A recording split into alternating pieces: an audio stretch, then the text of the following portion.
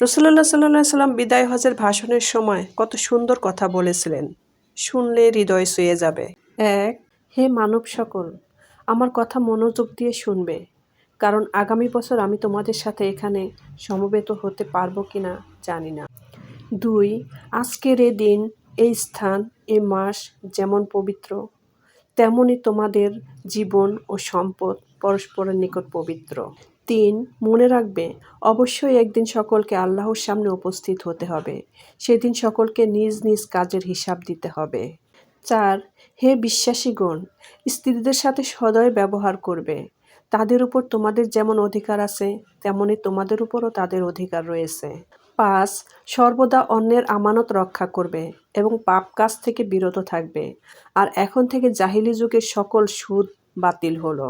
আমি প্রথমে আমাদের বংশের আব্বাস ইউনুস আব্দুল মুত্তালিবের সকল সুদ বাতিল করলাম।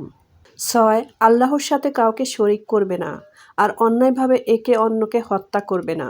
সাত, মনে রেখো, দেশ, বর্ণ, গোত্র, সম্প্রদায় নির্বিশেষে সকল মুসলমান সমান।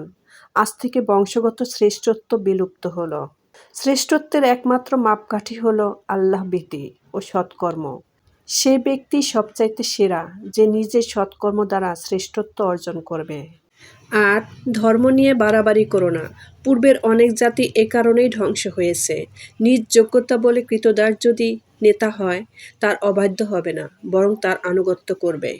নয়, দাস দাসীদের প্রতি সৎ ব্যবহার করবে। তোমরা যা আহার করবে ও পরিধান করবে, তাদেরকেও তা আহার করাবে ও পরিধান করাবে।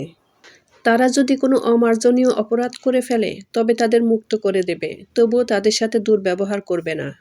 কেননা তারাও তোমাদের মতোই মানুষ, আল্লাহর সৃষ্টি। সকল মুসলিম একে অন্যের ভাই এবং তোমরা একই ভ্রাতৃত্বের বন্ধনে আবদ্ধ। 10, জাহিলি যুগের সকল কুসংস্কার ও হত্যার প্রতিশোধ বাতিল করা হলো। তোমাদের পথ প্রদর্শনের জন্য আল্লাহর বাণী এবং তার রসুলের আদর্শ রেখে যাচ্ছি। এগুলো যতদিন তোমরা আঁকড়ে থাকবে, ততদিন তোমরা বিপদগামী হবে না। 11, আমি শেষ নবী, আমার পর কোনো নবী আসবে না। 12, তোমরা যারা উপস্থিত আছো তারা অনুপস্থিতদের কাছে আমার বাণী পৌঁছে দেবে।